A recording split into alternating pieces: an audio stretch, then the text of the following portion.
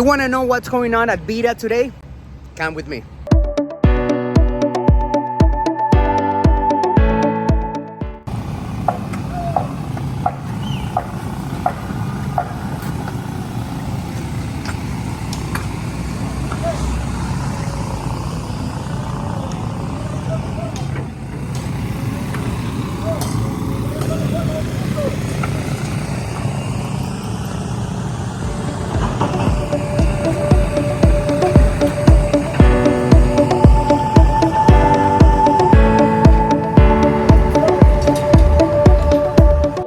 Here's the elevator pits where the elevators are going to be sitting on this side.